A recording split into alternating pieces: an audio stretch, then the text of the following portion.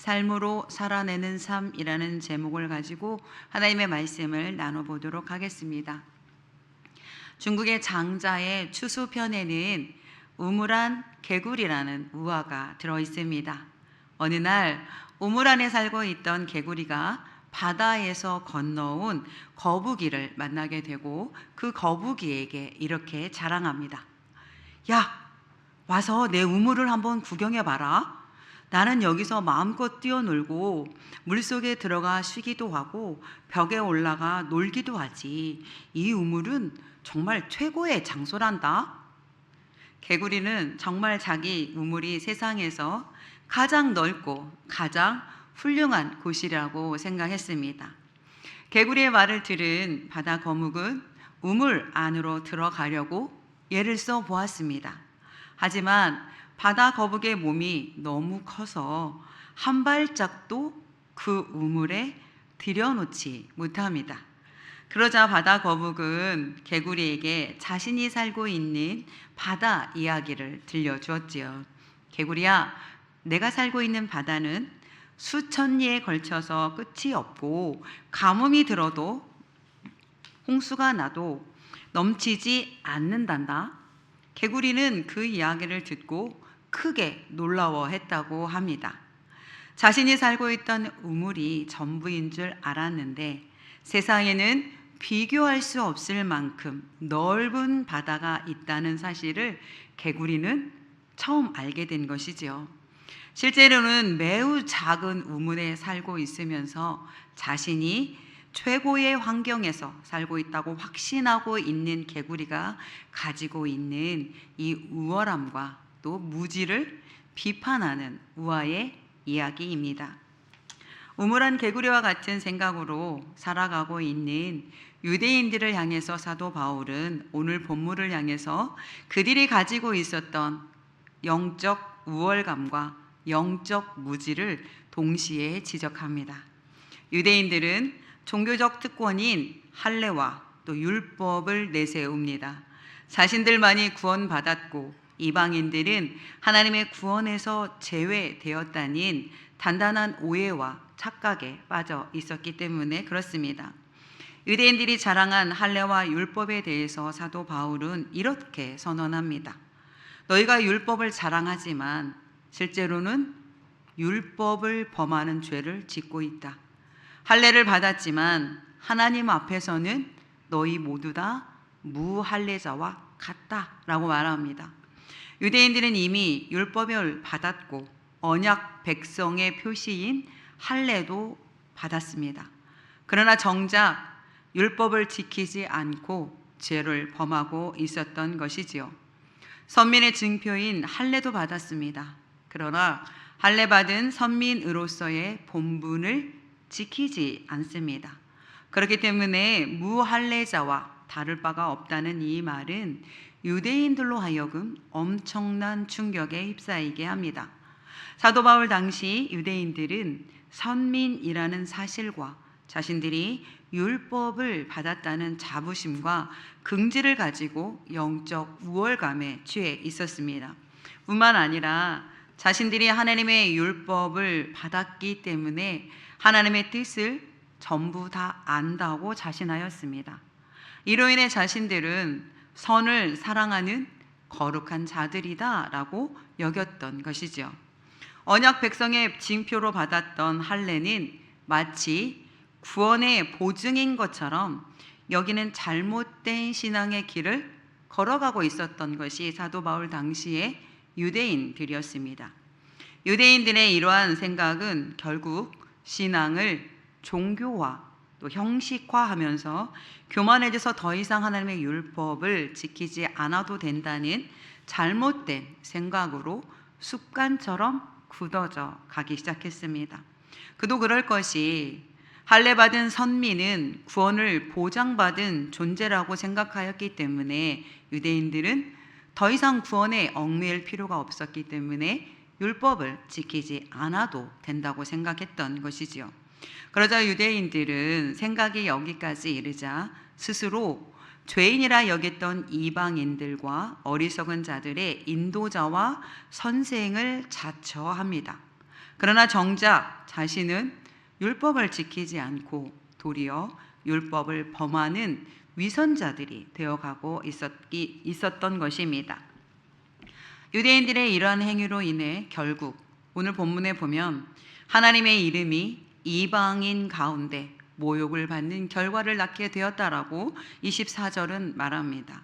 이런 유대인들을 향해 사도 바울은 율법과 할례는 그걸 지킬 때 진정한 의미가 있지, 글자로 기록된 율법 조문을 또 육체의 표식인 할례를 가지고 있다는 그런 명목상의 그런 의미는 아무런 유익이 없다라고 선언합니다. 오직 율법을 지키고 마음의 할례를 행하는 자만이 하나님의 참 백성이다라고 선포하는 것입니다. 사도 바울의 이러한 지적은 참 뼈아픈, 마음 아픈 지적이고 책망입니다. 로마서 9장을 보면 사도 바울만큼 동족 유대인들을 사랑한 사람도 없습니다.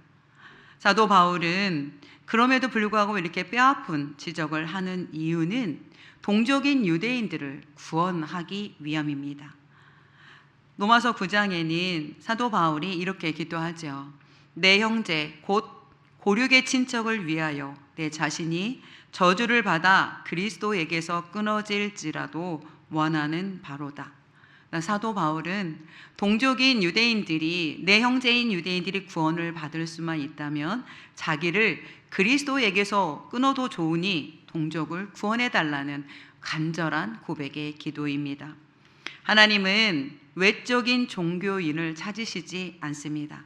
종교 형식보다 내면의 변화와 순종을 보시기 때문에 하나님 백성으로서 삶을 살아내는 삶의 모범을 보이는 사람을 찾으시고 계신다는 말씀입니다. 오늘 본문을 통해서 하나님의 선택을 붙잡고 선민이라는 그런 우월감에 형식화된 신앙이 아니라 말씀을 삶으로 살아내는 참된 하나님의 백성은 그럼 어떤 사람인지를 한번 나눠보려고 합니다. 첫 번째로 특권은 구원의 보장이 아닌 책임이라는 사실입니다. 17절에 보면 유대인이라 칭하는 내가 율법을 의지하며 하나님을 자랑한다 라고 기록하고 있습니다. 우리가 잘 아는 것처럼 유대인들은 율법을 받았습니다. 율법에 대해서도 잘 알고 있습니다. 그리고 다른 민족들을 가르치는 선생을 자처하였습니다. 그러나 정작 자신들은 하나님의 율법에 순종하지 않았고 지키지 않는 데 문제가 있었습니다. 21절에 보면 사도 바울은 그러면 다른 사람을 가르치는 내가 내 자신은 가르치지 아니하느냐, 도둑질하지 말라 선포하는 내가 도둑질하느냐라고 반문합니다. 그럼 왜 유대인들은 이렇게 다른 사람을 가르치는 선생이면서 말씀에 순종하지 않았던 것일까요? 그것은 바로 유대인들이 가지고 있었던 역할과 지위에 대한 잘못된 인식 때문에 그렇습니다. 하나님께서 유대인을 선택하신 이유는 이스라엘 백성들이 특별해서 선택하신 것이 아닙니다. 신명기 7장에서는 하나님께서 이스라엘 백성을 선택하신 이유 3가지를 말씀하시는데, 첫 번째는 모든 민족 중에 이스라엘이 숫자가 가장 적었기 때문이라고 말씀하십니다. 그리고 두 번째는 하나님이 이스라엘을 사랑하셨기 때문이다 라고 말씀하세요. 세 번째는 너희 조상들에게 맹세한 그 맹세를 지키기 위해서 이스라엘을 택했다라고 분명하게 말씀하십니다. 하나님은 이렇게 선택한 이스라엘 백성들을 향하여 너는 여호와 내 하나님의 성민이라, 내 하나님 여호와께서 지상 만민 중에서 너를 자기 기업의 백성으로 택하셨다라고 말씀하십니다. 자기 기업의 백성으로 선택하신 이스라엘을 하나님은 아주 특별한 미션을 주시지요. 이스라엘을 제사장 나라 삼아 주시고 이방 민족과 하나님 사이의 중보자적 역할을 통해서 이방 나라를 하나님께로 인도하도록 선민 삼아 주신 것입니다. 그런데 이러한 하나님의 역할에 대해서 유대인들은 그릇된 오해를 하고 있었습니다. 이스라엘 백성들은 자신들이 선민이 된 것은 특별한 지위를 받은 것으로 오해하였던 것이죠. 이러한 오해는 이스라엘 백성들로 하여금 구원의 문제가 다 해결된 것처럼 생각하게 했습니다. 그렇기 때문에 유대인들은 이미 자신들의 구원은 보장되어 있었기 때문에 그들의 신앙은 형식적인 신앙이 될 수밖에 없었던 것이죠. 선민이라는 특권은 구원의 보장이 아닙니다. 책임이라는 사실을 유대인들은 알지 못했던 것입니다. 여기서 우리는 이 말씀을 통해서 오늘 우리 자신과 우리 자녀들을 돌아볼 필요가 있습니다. 모태신앙, 어머니 뱃속에서 잉태된 믿음의 후손을 가리키는 단어이지요. 그런데 오늘날 이 모태신앙이 어떻게 변질되었습니까? 교회 안에서 나 모태신앙이야. 이 모태신앙이 아니라 모태신앙, 아내신앙으로 전락되어 가고 있습니다. 우리 자녀들의 믿음을 뿌리채 흔들고 있는 것이 오늘날 교회의 현실이기도 하고 믿음의 가정들에서 많이 고민하는 문제이기도 합니다. 모태신앙, 엄마 뱃속으로부터 모태신앙인으로 태어났다고 하는 것은 특권은 맞습니다. 그러나 그것이 구원을 보장해 주지는 않습니다. 하나님께서 유대인들을 부르셔서 특별한 미션을 주신 것처럼 오늘 우리 교회를 위해서도 아주 특별한 역할을 계획해 놓고 맡기고 계시죠. 역할을 담당하기 위해서 하나님께서는 교회마다 직분을 주십니다. 목사, 장로, 권사, 집사, 교사, 이런 것들은 직분입니다. 이러한 직분은 역할에 따라서 조금 차이가 있을 뿐이죠. 어떤 역할은 교회에서 큰 역할을 담당하기도 하고 또 어떤 직분은 조금 상대적으로 작은 역할을 감당할 수도 있습니다. 그러나 역할의 크고 작음을 떠나서 모두 다 주님의 몸된 교회를 위해서 주시는 중요한 직분이기 때문에 직분이 높고 낮음은 아닙니다. 그러나 오늘날 많은 성도님들이 이 직분을 역할이 아닌 지위로 오해할 때가 있습니다. 교회 직분은 성도의 높고 낮음을 정하는 것이 아닙니다. 직분을 높고 낮음으로 이해할 때 생기는 현상은 높은 직분을 가질수록, 이 말도 이상하지만 높은 직분을 가졌다고 생각할수록 성도들 위에 군림하고 섬김을 받으려 하는 경향이 있습니다. 그렇기 때문에 서로 자기들이 높은 지위를 차지하려고 하는 경향이 있죠. 전에 사역하였던 교회가 규모가 큰 교회였습니다. 항존직 선거를 앞두고 일어난 에피소드를 하나 소개하고자 합니다. 그 교회는 규모가 큰 교회였기 때문에 장로가 되는 기준이 뚜렷했습니다. 장로가 되는 기준 중에 하나는 교육부서에서 봉사를 했다는 이력을 반드시 제출해야만 했습니다. 어느 날 안수 집사님 한 분이 저를 찾아오셨어요. 생전 처음 보는 분입니다. 오셔가지고 저에게 이번에 장로 선거에 나가야 되는데 교육부 봉사 이력이 없습니다. 목사님, 이 부서 교사로 헌신하고 있다고 교사 명단에 제 이름 좀 올려주십시오.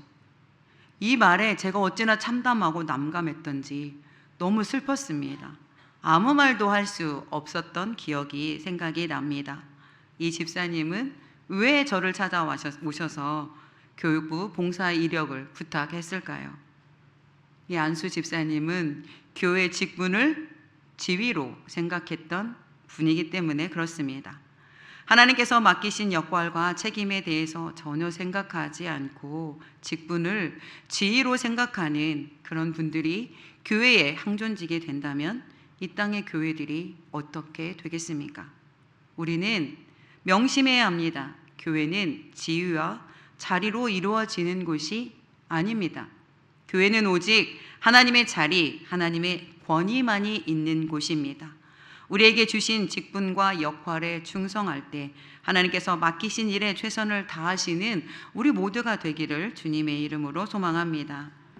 삶으로 살아내는 참된 하나님의 백성 두 번째는 바로 말씀을 아는 데서 그치는 것이 아니라 말씀을 삶으로 살아내는 순종입니다. 외적으로 보이는 종교 형식은 순종이 없으면 아무런 유익이 없습니다. 25절의 말씀에 내가 율법을 행하면 할례가 유익하나 만일 율법을 범하면 내 할례는 무할례가 되느니라. 유대인들은 생각했습니다. 우리는 할례를 받았으니 다 안전해. 그런 유대인들을 향해서 바울은 순종 없는 할례는 아무런 의미가 없다고 선언합니다. 구약의 사무엘 선지자도 말씀하시지요. 순종이 제사보다 낫다.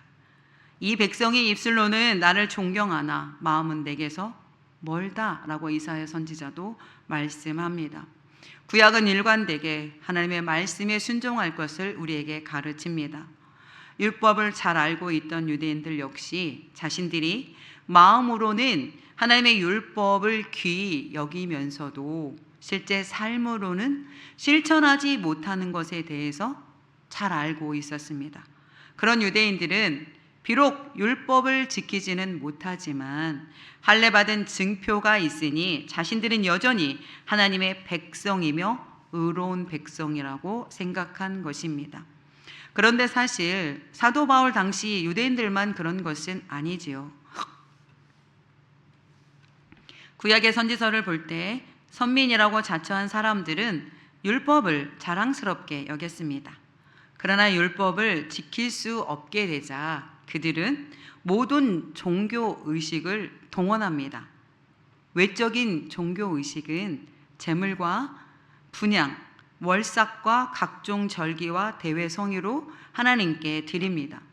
물론 이런 종교 의식들이 꼭 나쁘다는 것은 아닙니다. 시작은 좋았습니다. 하나님께 예배 드리기 위한 준비를 하는 것은 너무 감사하고 좋은 일이었습니다. 그러나 서서히 시간이 흐르면서 자신들의 의로움을 확보하기 위해서 종교 형식을 수단으로 전락시켜 버린 것이 문제가 되기 시작합니다.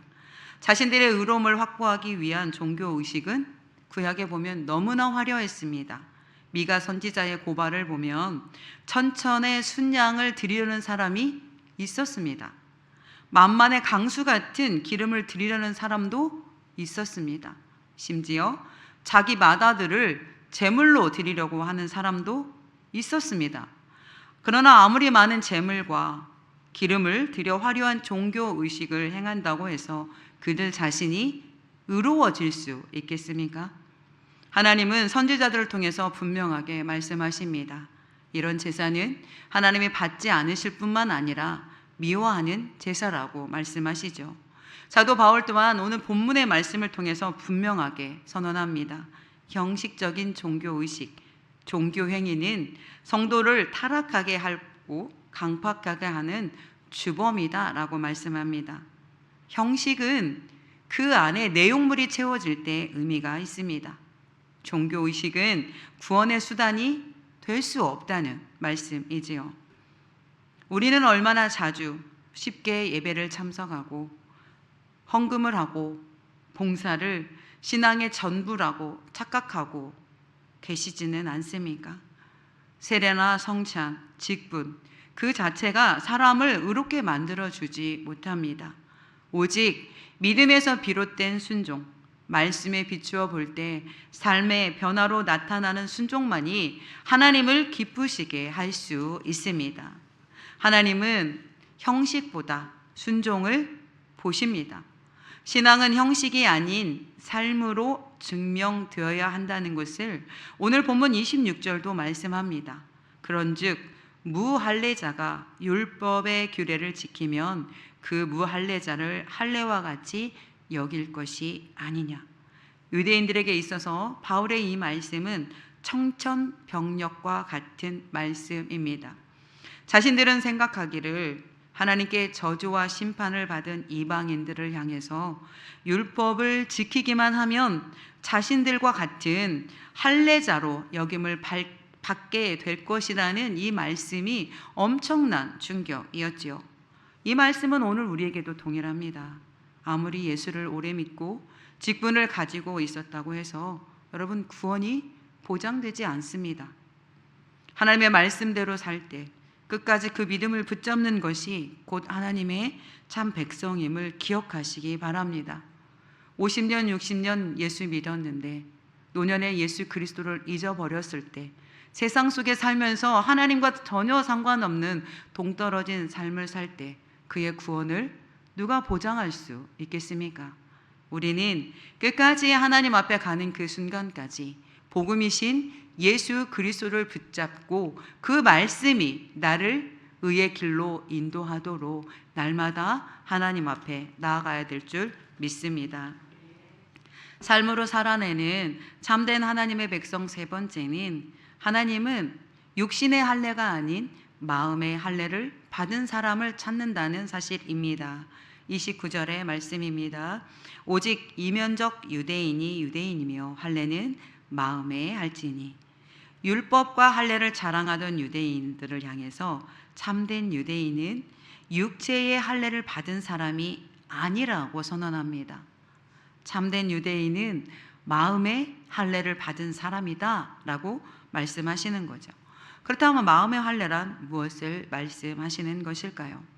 에레미야 선지자는 이 할례를 가리켜서 마음 가죽을 베는 것이라고 말씀하십니다. 모세도 할례는 마음에 하는 것이다 라고 말씀합니다. 할례를 마음에 하는 것이라는 이 말씀을 이해하기 위해서는 먼저 유대인들이 했던 할례에 대해서 알 필요가 있습니다. 유대인들이 행한 할례는 남성의 성기, 귀두 부분의 포피를 잘라내는 의식을 말합니다. 포피를 잘라낼 때의 그 아픔과 통증은 남자들은 다 아시겠죠. 할례를 할 때 반드시 동반되는 또 하나는 바로 피입니다. 피의 고통이라고도 할 수 있겠습니다. 할례 의식을 행한 후에는 한동안 고통 속에 지내야만 하는 인내도 필요합니다. 이처럼 할례는 피의 고통과 아픔과 통증을 수반하고 그거를 견뎌야 하는 인내를 필요로 합니다. 마음의 할례를 행해야 한다는 말씀의 의미는 우리 마음을 찢어야 한다는 말씀입니다. 말씀이 나를 찌를 때 가슴에 피가 철철 흐를 정도로 우리의 마음이 통회하고 자복하는 마음이 되어야 한다는 것입니다. 우리 마음의 상태가 이렇게 처절할 정도로 유지되어야만 우리가 마음의 할례를 새겨진 것입니다. 우리는 날마다 형식적인 예배를 드리고 있지 않은지 이 말씀을 준비하면서 또 이 말씀을 선포하면서 하나님 앞에 참 많이 묻고 또 물었습니다. 이것이 유대인들이 마음의 할례, 육체의 할례와 구분하지 못하고 자신들이 선민으로 구원받았다는 선택받았다는 그 특권만 가지고 살아갔던 유대인과 같은 어리석은 사람이 아니라 마음을 다하고 뜻을 다하고 힘을 다하고 할 수만 있다면 목숨을 다하여 하나님을 사랑하시는 우리 모두가 되기를 소망합니다. 이것이 진정 마음의 할례를 행하는 것입니다. 사랑하는 성도 여러분, 여러분은 지금 삶의 자리에서 어떻게 신앙생활을 하고 계십니까? 통회하고 자복하는 마음으로 예배의 자리를 사모하고 나오십니까? 혹여라도 나도 모르게 오늘은 교회 가기 싫지만 그래 하나님께 예배 드려주는 거야. 내가 월급 받아서 11조를 다 하기는 아깝지만 그래도 10분의 1 조금만 해볼게. 이런 마음은 아니십니까? 혹여라도 나도 모르게 완악해진 마음, 형식적인 마음, 굳어진 마음을 가지고 이 자리에 계신 분이 한 분이라도 계신다면 오늘 말씀을 마음에 새겨 주십시오. 참된 하나님의 백성은 혈통이나 직분이나 지위가 아닙니다. 참된 하나님의 백성은 하나님의 은혜로 예수 그리스도로 말미암아 구원받았고 그 구원의 은혜를 입으로 고백하는 사람입니다. 말씀을 삶으로 살아내려고 몸부림치는 사람입니다. 성도는 외적 신분이 아니라 내면에 하나님의 말씀이 살아 역사함으로 나는 이것은 하기 힘듭니다. 할 수 없습니다. 하기 싫습니다. 라는 마음속에 쓴 생각이 올라올 때마다 하나님, 저는 죄인입니다. 여전히 구원받았지만 여전히 저는 죄인이고 죄악된 생각들이 저를 사로잡으려고 합니다. 그러니 주님 저를 붙잡아 주세요. 저는 그리스도의 사람입니다. 세상이 나를 향해 아무리 몰려와도 하나님 이 사실을 붙잡고 날마다 승리할 수 있도록 저를 도와주세요라고 고백하는 마음의 할례를 행한 사람을 하나님 찾으신다는 사실을 기억하시고 이 자리에 계신 우리 모두가 그런 성도로 귀한 하나님의 자녀로 살아가시길 주님의 이름으로 축원합니다. 이 시간 내